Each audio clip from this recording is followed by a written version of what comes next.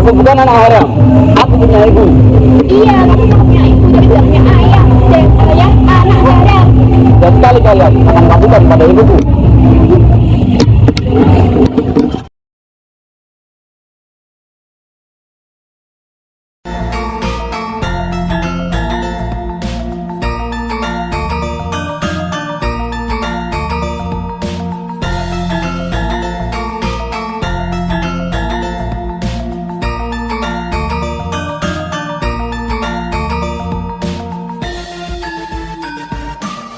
Di Kadipaten Surabaya terdapat sebuah desa yang bernama Lidah Donowati. Di sana tinggallah Demang Wangsa Dharma dengan Mbah Buyut serta anak angkat mereka yaitu Dewi Sangkrah yang jelita. Suatu hari, Bupati Surabaya Kanjeng Adipati Jayangrana bersama Pati Sudirma sedang berburu di sekitar hutan desa Lidah Donowati. Ketika sedang melalui rawa, tak disangka Adipati Jayangrana bertemu dengan Dewi Sangkrah yang sedang mencuci pakaian. Mereka pun kemudian berkenalan, saling jatuh cinta, lalu menikah. Seiring berjalannya waktu, tiba saatnya Jayangrana harus kembali ke Kadipaten Surabaya untuk melanjutkan tugasnya sebagai adipati. Kala itu, Dewi Sangkrah sedang hamil tua. Jayangrana pun tetap berpamitan dan memberikan sehelai kain cincin puspita untuk Dewi Sangkrah. Tak lama, Dewi Sangkrah melahirkan seorang putra. Putra itu diberi nama Jaka Berek. Nama tersebut adalah pemberian dari Jayangrana sendiri. Jaka Berek tumbuh menjadi anak yang mandiri dan rajin. Ia ditugaskan untuk mencari kayu bakar di hutan. Selain itu, ia juga berlatih oleh Kanuragan dan memanah bersama Eyang Wangsa Dharma. Dengan bekal seadanya, Jaka Berek berangkat ke Kadipaten Surabaya untuk menjumpai ayahnya. Ibu, aku sudah ditahan lagi. Ada apa anakku? Kenapa saya dalam berat seperti itu? Ibu jelaskan siapa sebenarnya ayahku.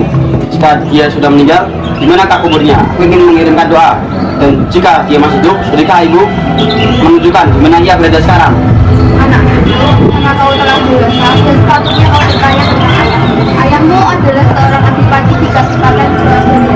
Jika ingin bertemu dengannya, datanglah ke sana dengan membawa sehelai cincin puspita. Terima kasih Bu. Aku akan segera ke Kadipaten sekarang. Jaga pamit ya Bu. Iya anakku, doa ibu selalu menyertai. Hendak memasuki pintu gerbang Gapura Kadipaten, Jaka Berek dicegat oleh seorang prajurit yang sedang berjaga. Berhenti kamu. Mengapa hingga kamu datang ke Kadipaten ini? Saya ingin bertemu dengan Sang Adipati Jayangrana. Hei anak muda, ketahuilah aku adalah prajurit yang sedang berjaga. Kau harus pergi dari sini sebelum kusir.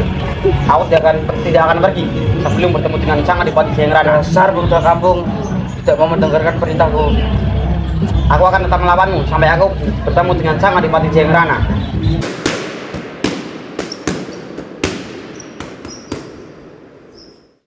Jaka Berek bukannya pergi, malah melawan dengan berani. Untunglah perkelahian itu diketahui oleh dua putra adipati yang bernama Sawung Rana dan Sawung Sari, sehingga mereka bisa menghentikan perkelahian itu.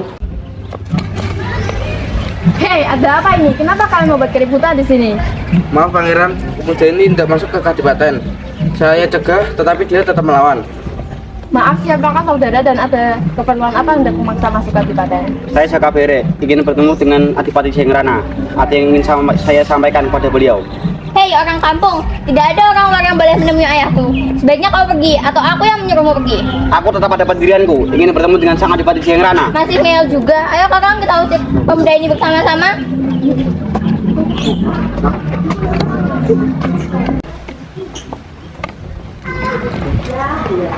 Jadi kan ini ada apa? Dan kenapa kalian berkelahi? Ampun Ayahanda, pemuda ini ingin bertemu dengan Ayahanda. Setelah saya tidak tetapi tetap nekat ingin bertemu langsung dengan Ayahanda. Kalau benar, kamu yang bernama Tabrak yang ingin menemuiku. Sekarang katakan, apa keperluanmu? Hambanya ingin mencari ayahanda hamba yang menjadi adipati di Kadipaten ini, yang bernama Adipati Jayangrana. Siapa nama ibumu dan apa buktinya kalau kamu memang anakmu? Hamba adalah putra dari Ibu Dewi Sangkrah, dan sebagai buktinya ibu memberi CD kita ini. Benar. Selendang ini adalah selendang yang dulu. Selendang ini adalah selendang kita yang dulu telah diberikan kepada Dewi Sandra. Kalau itu kan memang anakku. Kamu lagi saya dikenalkan, ini siapa boleh. Sebetulnya kan itu juga boleh. Mulai sekarang kamu tinggal di Kabupaten ini sama saudaramu yang lainnya. Cuma kamu akan takut saja jadi Saunggani. Suatu hari, Kadipaten Surabaya kedatangan kompeni Belanda yang dipimpin oleh Kapten Knol yang membawa surat dari Jenderal Dibur yang isinya mengatakan bahwa kedudukan Adipati di Surabaya akan dicabut karena Adipati Jayangrana tak mau bekerja sama dengan kompeni Belanda. Tetapi pada saat itu ada pengumuman bahwa di alun-alun Kartasura akan diadakan sayembara saudaran, pertandingan tanding memanah umbul-umbul yang bernama Umbul-Umbul Tunggal Yuda. Anak-anakku Saung Lana dan Saung Sari di alun-alun Kartasura akan diadakan sayembara. Pemenangnya akan diangkat menjadi adipati di Surabaya. Kalian harus memenangkan sayembara tersebut agar bisa merebut kedudukan Ayahanda sebagai adipati di Surabaya. Ya, Ayahanda. Ingat, kalian harus terus berlatih agar dapat memenangkan sayembara tersebut. Ya, Ayahanda, nasihat Ayahanda akan kami laksanakan. Pada hari sayembara diadakan, tanpa memberitahu Saunggaling, Jayangrana dan kedua putranya pergi ke Kartasura. Tanpa sepengetahuan mereka pun, Saunggaling juga pergi ke Kartasura. Sayembara memanah umbul-umbul itu ternyata hanya diikuti oleh Saungrana dan Saungsari. Tetapi keduanya gagal, tak bisa menjatuhkan umbul-umbul Tunggal Yuda yang dipasang di Menara Gala. Karena tak ada pemenangnya, Sasa Adiningrat yang bertindak sebagai panitia pelaksana lomba segera mengadakan pendaftaran lagi. Wahai para pemuda, segeralah mendaftar perlombaan ini karena belum ada pemenangnya. Ayo mendaftar dan ramaikan perlombaan ini. Setelah panitia mengumumkan dan membuka pendaftaran lagi, tiba-tiba seorang pemuda datang mendaftar. Dia adalah Saunggaling. Ayo, segeralah mendaftar dalam perlombaan ini. Permisi Tuan, saya tidak mendaftar untuk sayembara tersebut. Ya, siapa namamu pemuda? Nama hamba Saunggaling Tuan. Saunggaling, kau adalah satu-satunya pemuda yang berani mendaftarkan dalam perlombaan ini. Oleh karena itu, segeralah panah umbul-umbul Tunggal Yuda tersebut. Baik Tuan, akan saya segera panah umbul-umbul tersebut.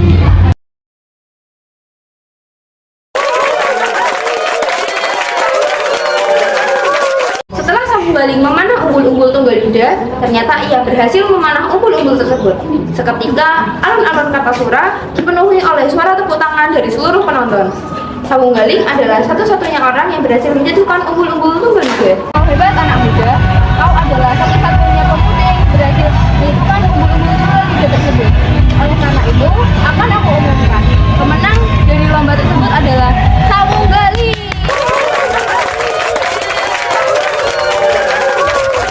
Kau sudah menjadi adipati di Kabupaten Surabaya. Baik, terima kasih Tuan. Panitia langsung mengangkat dan memakaikan mahkota sebagai kemenangan dan pencapaiannya. Saunggaling menjadi adipati Surabaya.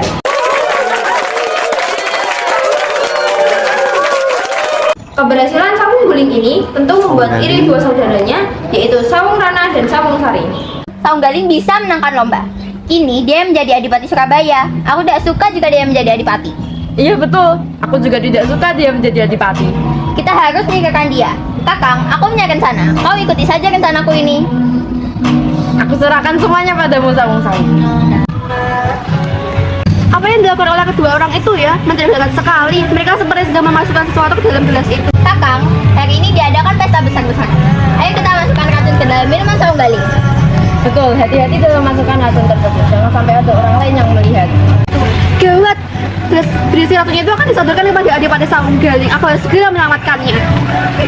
Tanpa sepengetahuan Saungsari dan Saungrana, dari belakang ada sepasang mata yang memperhatikan gerak-gerik mereka sedari tadi. Apa-apaan nih? Malukan. Lihatlah ulah adipati dari Madura itu Saunggaling.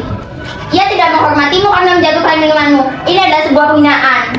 Ayo Paman, ikut saya segera. Dengan cepat disambarnya tangan Adipati Cakraningrat dan ditariknya keluar. Paman, katakan sekarang juga, mengapa Paman menghina tuh di Sarati?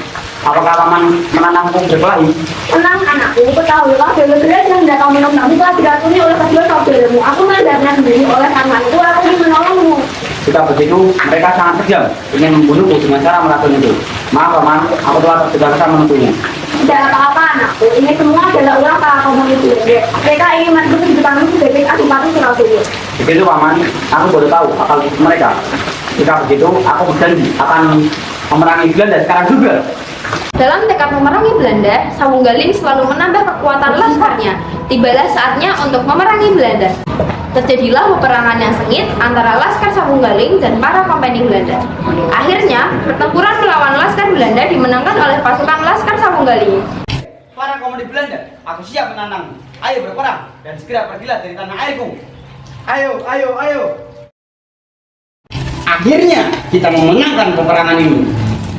Begitu pula dengan Sawung Rana dan Sawung Sari yang menyesali perbuatannya. Amanat yang bisa diambil dari cerita Sawunggaling di atas adalah setiap manusia tidak boleh putus asa dalam hidupnya. Teruslah berusaha memperbaiki nasib menjadi lebih baik.